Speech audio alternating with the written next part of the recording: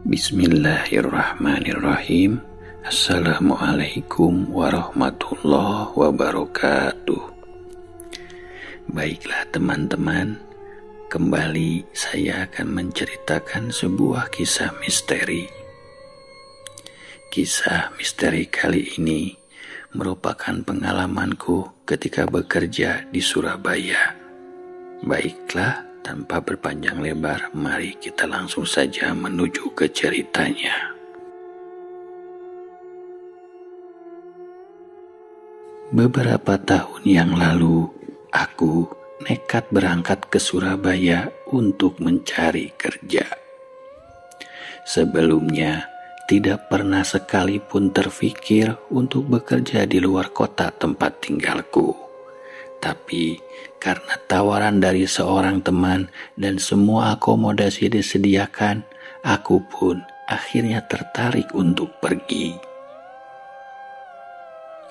Sesampainya di Surabaya, aku terkagum-kagum. Sungguh kota yang menjunjung tinggi nilai ketertiban. Tanpa berlama-lama, setelah dari bandara, aku langsung menuju tempat kerjaku. Tempat kerjaku berada di sebuah jalan besar, tempat deretan toko yang menjual oleh-oleh khas Surabaya.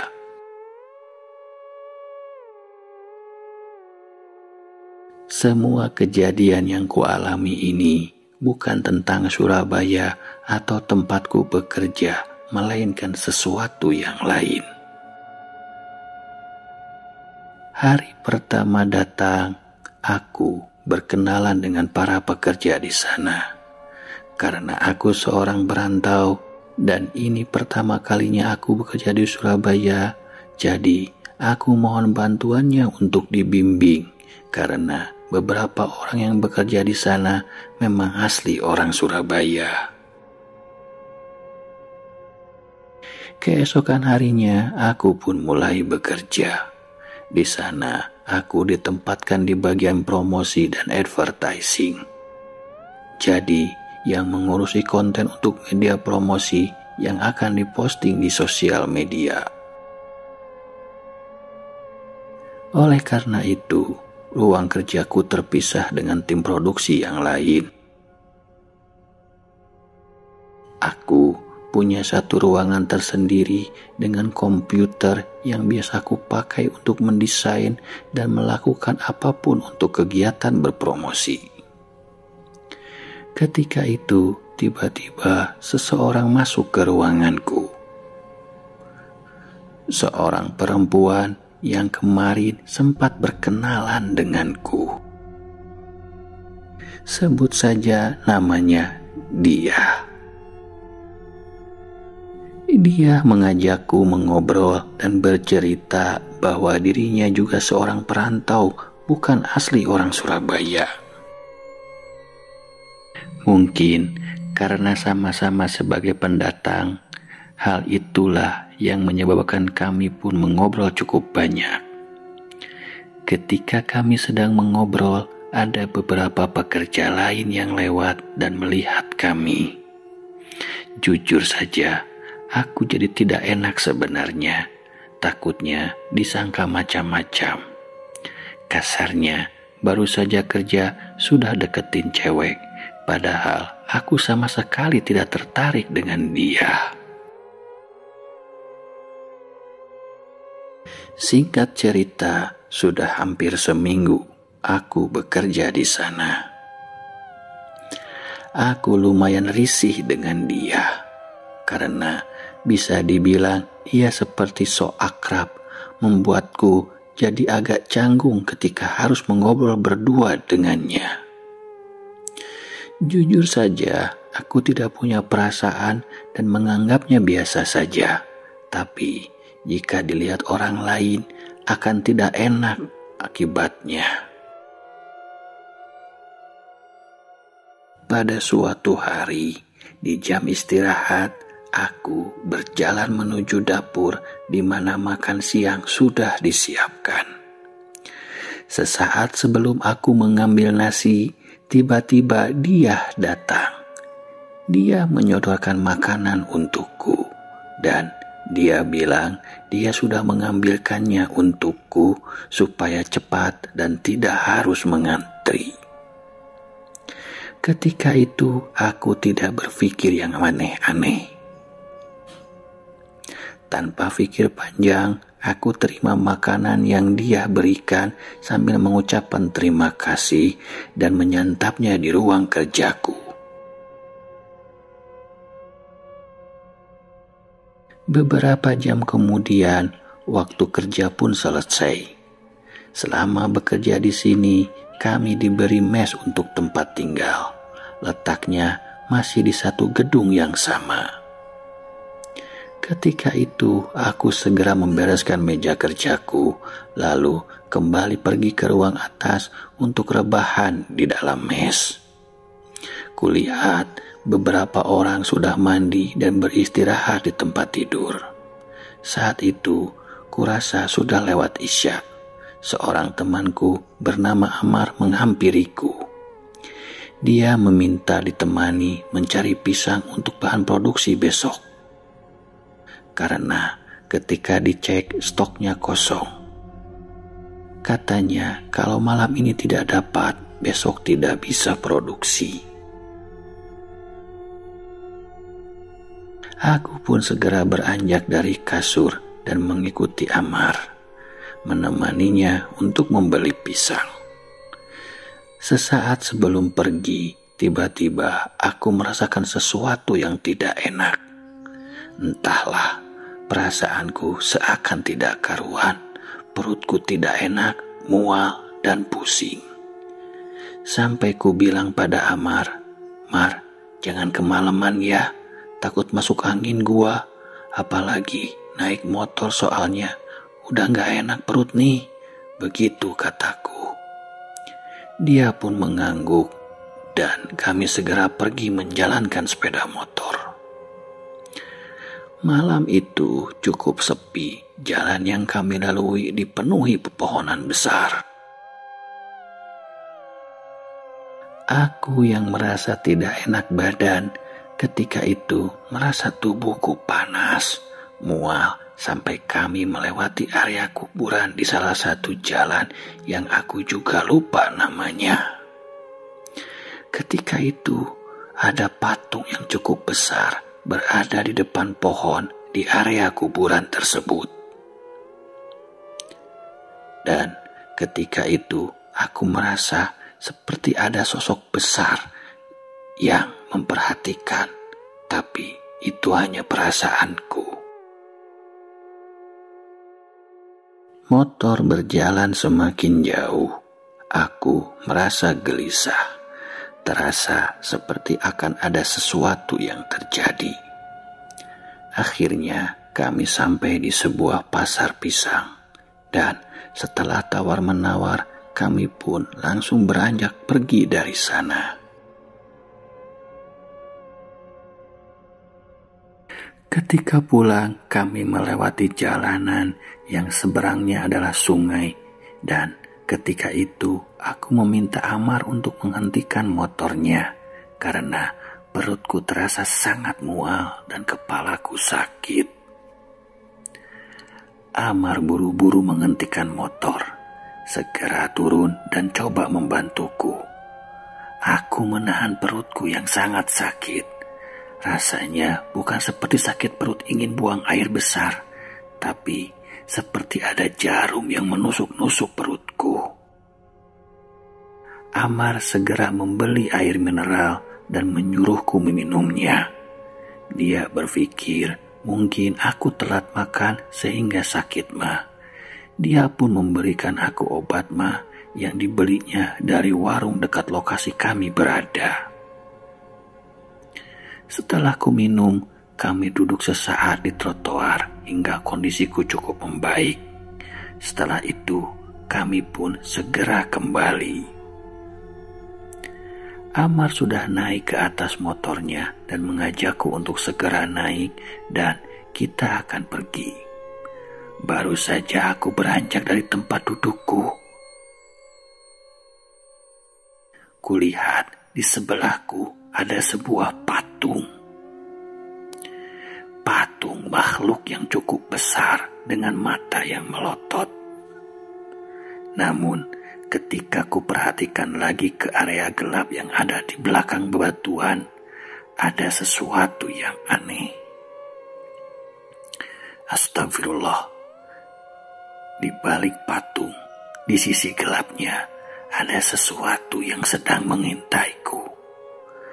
Berbentuk besar, tubuhnya tinggi, seluruh badannya berwarna hitam legam, dan matanya sangat besar, berwarna merah menyala. Mungkin sosoknya seperti genderuwo atau raksasa karena sangat besar. Makhluk itu menatapku dengan matanya yang merah. Aku hanya diam dan tubuhku tidak bisa bergerak sama sekali. Ku dengar Amar terus memanggilku, namun aku tidak bisa bergerak dan melangkah menuju Amar. Sampai akhirnya Amar menyusulku, mengguncangkan badanku, dan ketika itu aku langsung tersadar. Dia melihat wajahku yang katanya sangat pucat, keringatku bercucuran di dahi, dan langsung mengajakku untuk segera pulang istirahat. Sesampainya di kantor, aku dibawa Amar dibopong menuju kamarku, dan langsung terbaring di tempat tidurku. Amar melihatku dan berpikir mungkin aku sedang sakit dan menyuruhku beristirahat. Aku sempat melihat jam dan ketika itu jam 10 malam. Aku terbaring lemas di atas tempat tidur. Ku coba pejamkan mata, namun setiap kali aku mulai terlelap, aku merasa ada sesuatu yang datang padaku. Aku pun paksakan menutup mataku, dan baru saja terlelap, aku bermimpi melihat makhluk yang sama. Makhluk tinggi besar itu dengan mata yang merah, di sekujur tubuhnya hitam legam. Dalam mimpiku terlihat menyeringai. Giginya panjang dan tajam, bertaring, dipenuhi darah yang menetes ke badannya yang besar itu. Dalam mimpiku itu, aku melihat sosok itu dengan lengannya yang berkuku panjang mencekikku, dan itu sangat terasa nyata di leherku. Aku meronta, tercekat, dan mulai kesulitan bernafas. Ketika aku berhasil meronta dan terbangun, tubuhku menggigil, keringat membanjiri tubuhku. Mimpi itu terasa sangat nyata. Kulihat sekelilingku, teman-temanku sudah tertidur, dan tiba-tiba perutku merasa mual, lalu aku langsung berlari ke kamar mandi. Aku muntah berkali-kali, dan kulihat di antara muntahanku itu ada helai rambut. Mungkin tidak terlalu panjang, namun jumlahnya cukup banyak. Badanku bergetar, tanganku dingin, aku membopong badanku kembali ke tempat tidur.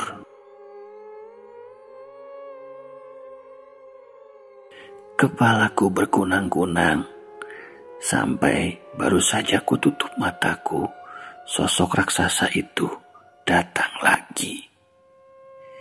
Dia tertawa sangat menakutkan dan mengejar-ngejarku. Aku ketakutan setengah mati sampai berteriak minta tolong.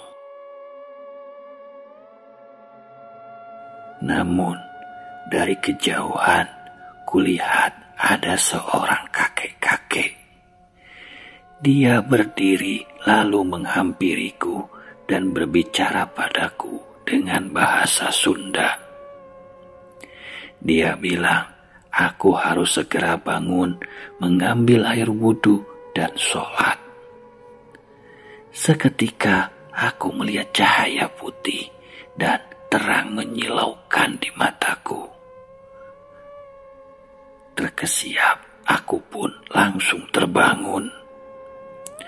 Aku buru-buru mengambil air wudhu dan bersiap-siap untuk sholat.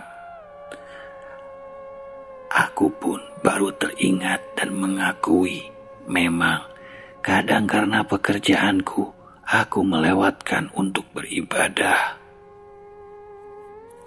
Aku segera sholat dan ketika itu entah bagaimana jika ku pejamkan mataku yang terbayang di pikiranku adalah dia. Perempuan itu membuatku tidak berkonsentrasi untuk beribadah.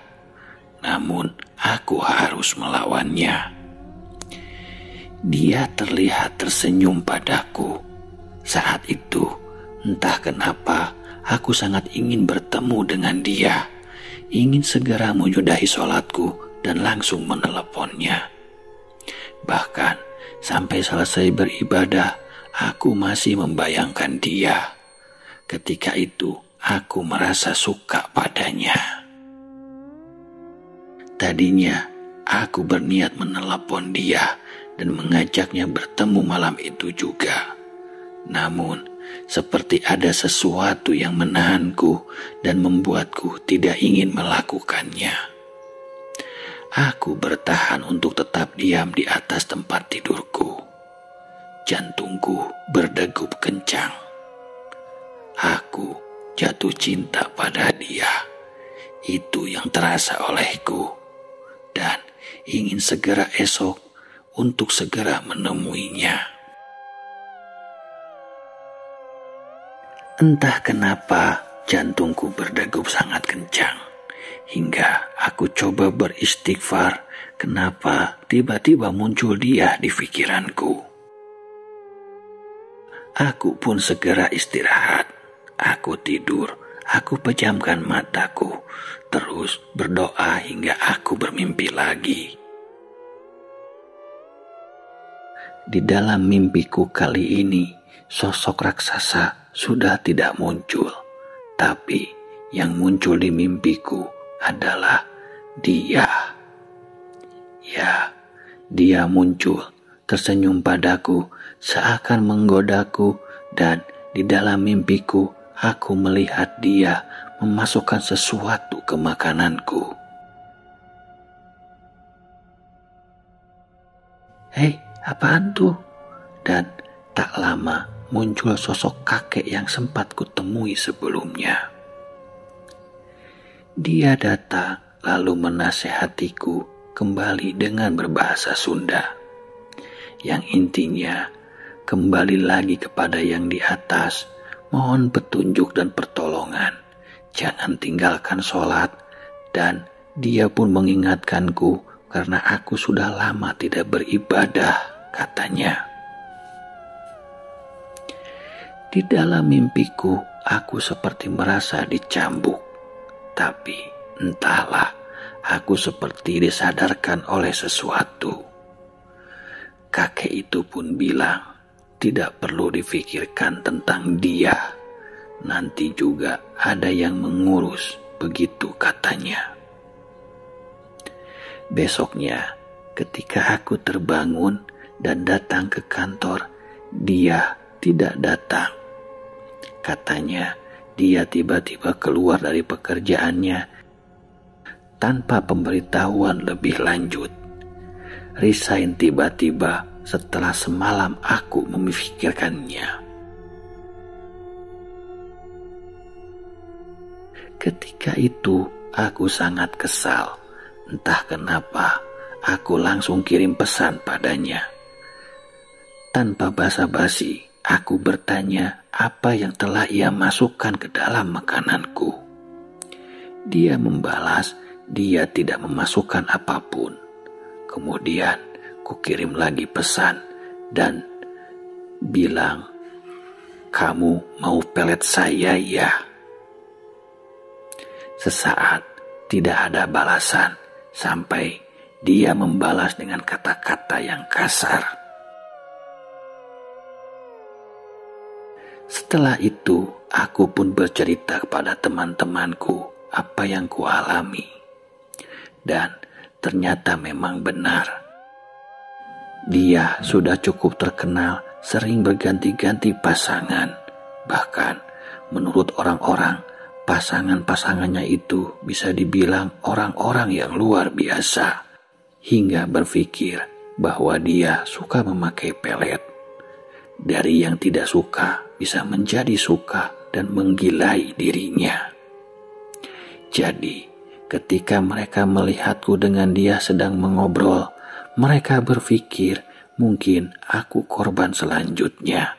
Tapi mereka tidak memberitahuku karena takutnya aku tidak percaya. Namun, kini aku percaya dan jelas adanya.